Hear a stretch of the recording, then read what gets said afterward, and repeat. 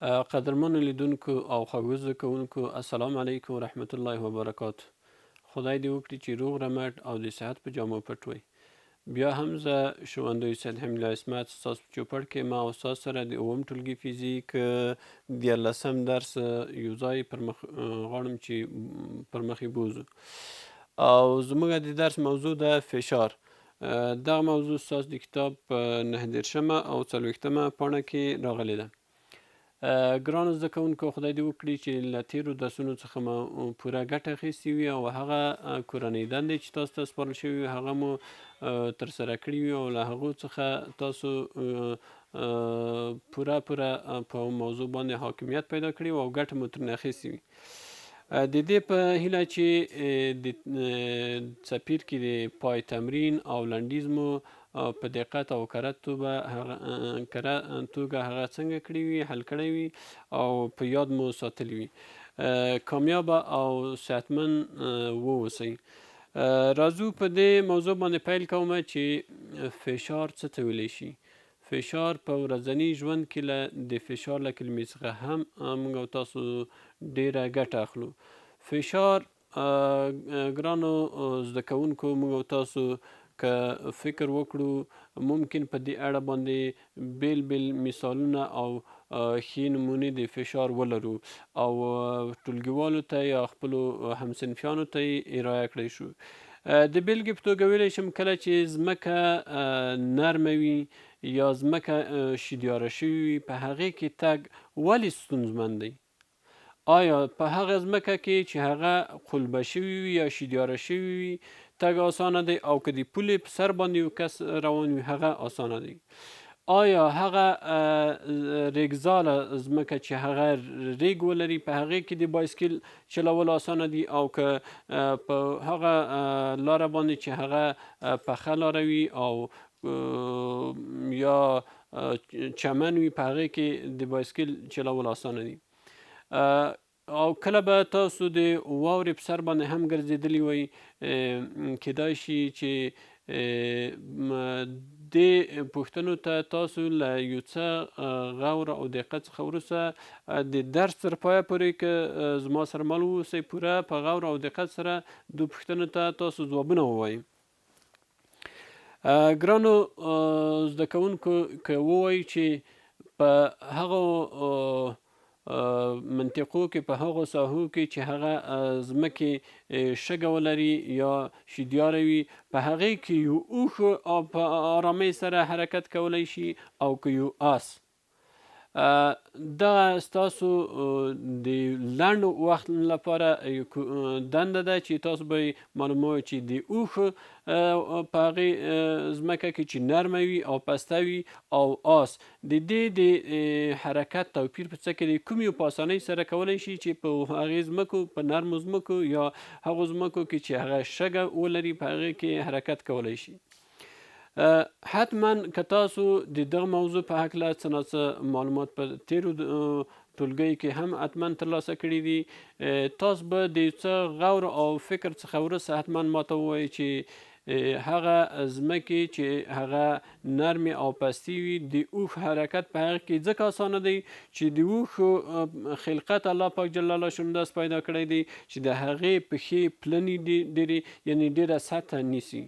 نو ځکه کولی شي چې اوښ په هغې کې نظر آس ته په اسانۍ حرکت وکړه او د آس پښې سختې او نرۍ جوړې شوي دي، کیدای شي هغه هره لحظه په ځمکه کې ډېر غرق کېږي، ډېر ژور ځي او اوښ چونکې پښې پلنې دي او زیاته سطحه نیسي، په دې خاطر باندې اوښ په اسانۍ سره په هغې ځمکو کې حرکت کولی شي چې هغه ځمکې نرمې او پستې وي.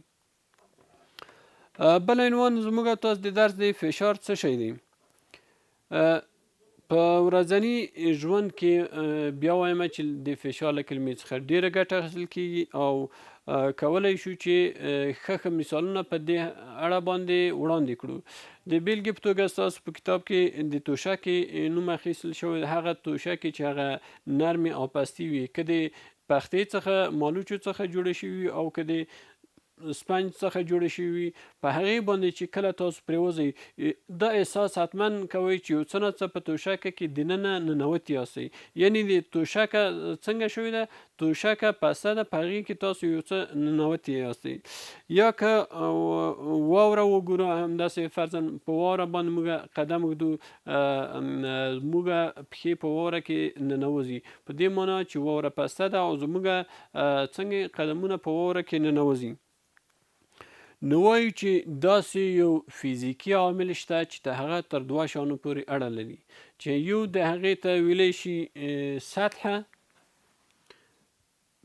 داسې یو فزیکي عامل چې هغه تر 2 شیانو پورې اړه لري، هغه عبارت له څه شي دی، یو ته یې سطحه ویلی شي، دوهم ته یې قوه.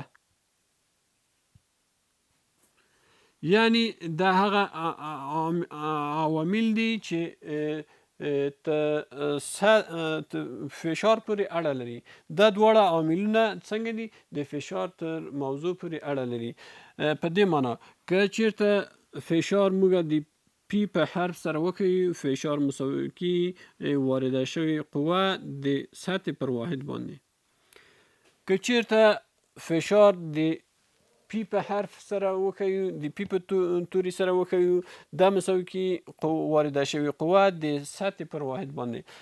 اف قوه ده او اس څه دی، سطح دی. ستاسو په کتاب کې کیدای شي د اس په ځای باندې ای لیکلی وي، دواړه یو مفهوم لري او دواړه یو شی دي.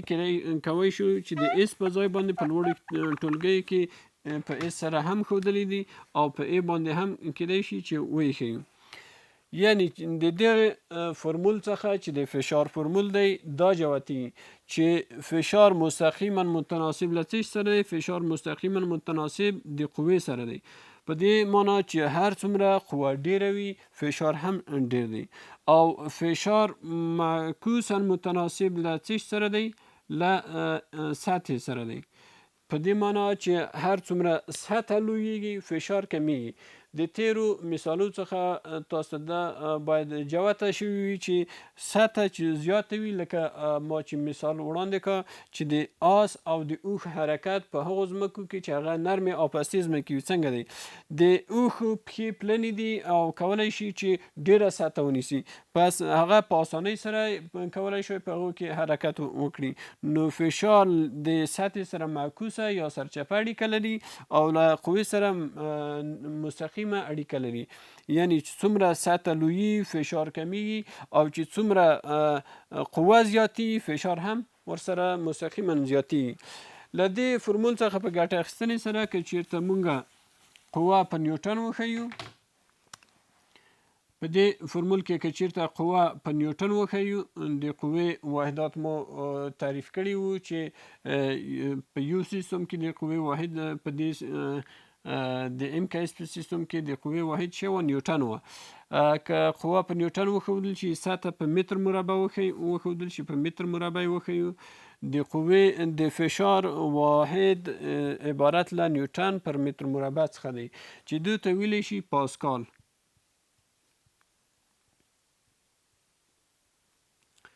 پاسکال یعنی پاسکال داسې تعریفي چې که چیرته یو نیوټن قوه پر یو متر مربع سطح باندې عمل وکړي، کوم فشار چې منځته راځي عبارت له یو پاسکال فشار څخه دی.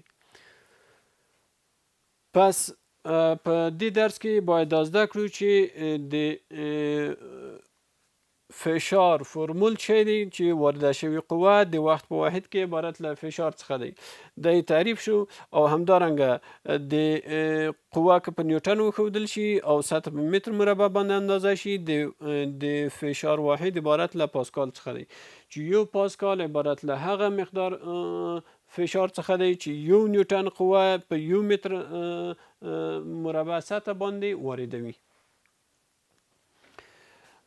همدارنګه ګرانو زده کوونکو، راځو یو مثال د کتاب په 40مه پاڼه کې بیان کړی دی چې غواړم ستاسو سره یو ځای هغه کار کړم، د دې لپاره چې په موضوع باندې لا نور هم حاکمیت پیدا کړي او موضوع مو په ذهن کې کینی. په دې مثال کې فرمایلی دي که چیرې 20 نیوټنه قوه په یو جسم باندې عمل وکړي، 20 نیوټنه قوه پر یو جسم باندې عمل وکړي، چې د سطح مساحت یې 0.2 متر مربع دی عموداً عمل کوي. رامنځته شوی فشار په لاس راوړئ. یعنی قوه څو ده؟ 20 نیوټنه. 20 نیوټنه قوه ده او سطح چې په ای سره ښودل کېږي 0.2 متر مربع ده. 0.2 متر مربع. د مونږ نه چې غوښته دی فشار یې غوښته دی. تاسو پیدا کړئ چې څومره فشار په سطح باندې واردېږي.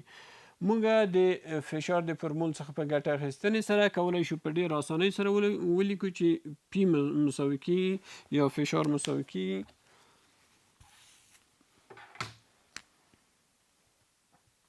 پی مساوي کېږي قوه پر سطح. راځو د قوې مقدار راته معلوم دی، قیمتونه یې په فرمول کې وضع کوو په رابطه کې او موږ ته کولی شي هغه چې موخه ده هغې ته موخې ته ورسیږو. د قوې مقدار او اندازه 20 نیوټنه ده. کولی شو چې ولیکو 20 نیوټنه. او سطح مقدار هم راته معلوم دی چې سطح 0.2 متر مربع باندې 0.2 متر مربع باندې عمل کوي. اوس یې دغه رابطې د محاسبې څخه وروسته موږ ته څنګه فشار په لاس راځي. ګورو چې 0.2 د متر مربع او هغه 20 نیوټنه په صورت کې شتون لري.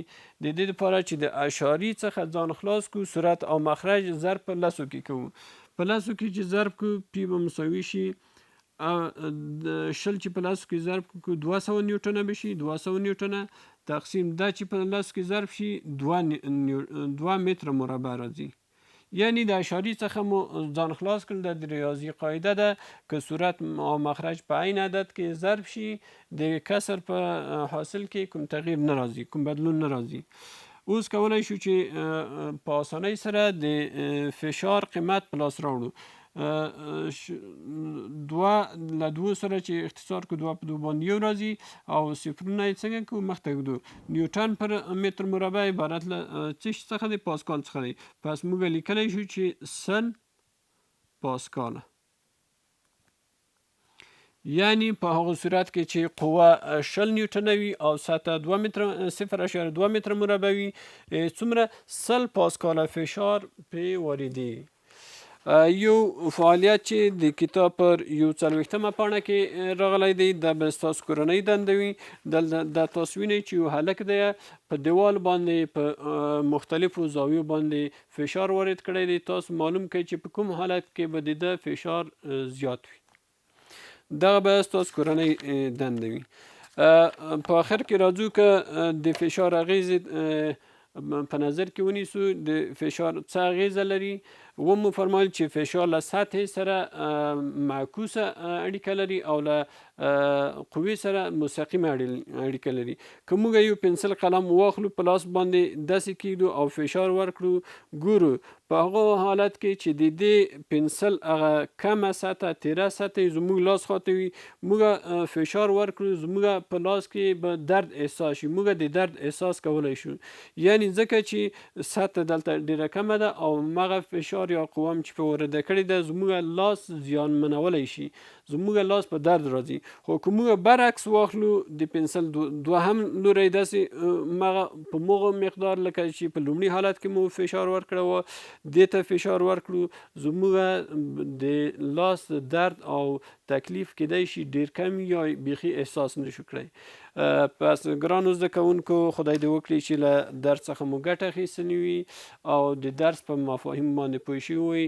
تر بیا چې ستاسو چوپړ ته حاضر یم تاسو په لوی او بخښونکي خدای سپارم. وخت او شیبې مو نیکمرغه.